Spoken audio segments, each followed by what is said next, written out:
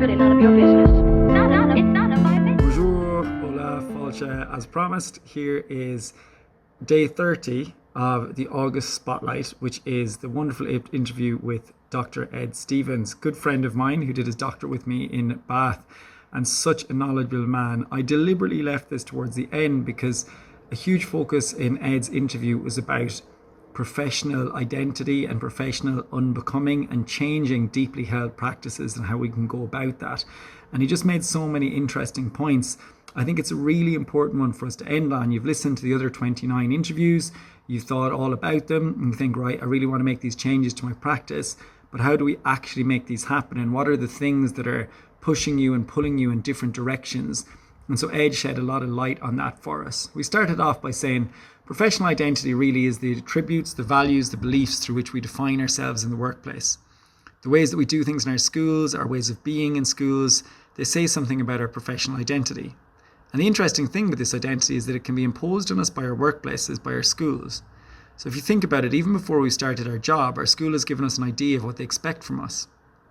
So there's this notion that our institutions, our schools, shape our professional identity, but we're also individuals with agency and our own knowledge, and we can reframe that agency.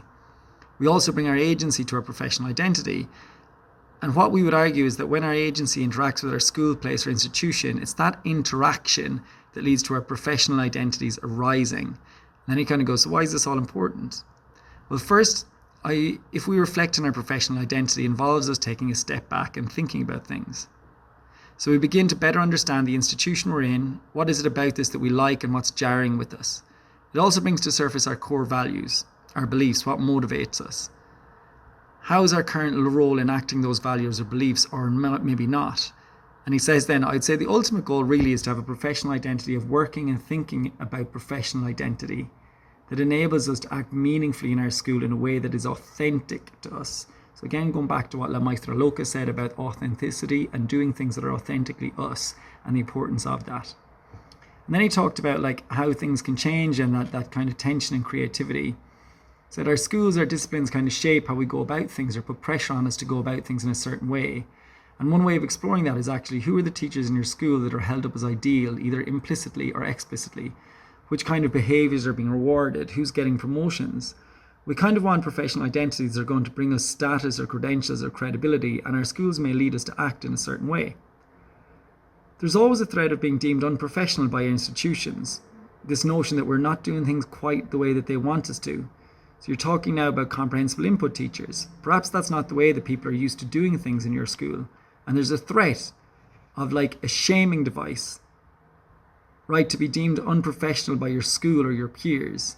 It's that idea that you're doing something that doesn't fit the mold that we've always done. It's quite different. And then there's this kind of implicit threat that you're acting unprofessionally, or maybe you're acting more professionally. He says then, as Penny James Burke talks about, this is a form of symbolic violence. We're led to take on identities for fear of being deemed unprofessional. So we keep doing those worksheets and those practices that we kind of know it doesn't fit with the research or the motivational research, but we do because it's kind of what the institution does. So we've got these group tensions happening between comprehensible input teachers and those who don't practice it.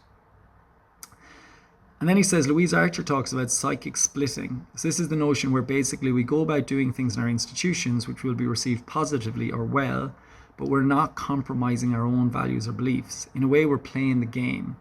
So we're doing what we really want to do, but framing it in a way that the institution will accept. And I speak about that quite a lot when you have curricula or things that are standing in the way of you teaching in a way that is much more focused on the research around acquisition and lots of inputs. Sometimes you just have to play the game and work backwards from the exam to make sure you're still not losing your job, but doing things right. And finally, Ed had this great thing to say about autonomy. Autonomy is so important for people in terms of their professional identities. You don't want to feel like you're kind of a pawn in your institution. You feel like you want to have autonomy in the classroom. And we talked about that psychic splitting. I think the other thing I threw in here is Helen Colley talked about how some teachers are actively unbecoming from their professional identity. This is a really useful way of thinking about it. We often focus on becoming a certain type of professional. What comprehensible input teachers might be doing is unbecoming from that dominant form or old conception of what a language teacher is. And that unbecoming is about new ways of thinking, new ways of working, new ways of doing things in your institution or school. And this is a very powerful thing to be able to do. With reference to unbecoming, change within institutions is driven by those who take the risks to become. In other words, they don't go with the flow. They're not kind of the typical teacher, or not necessarily doing what the institution expects of them.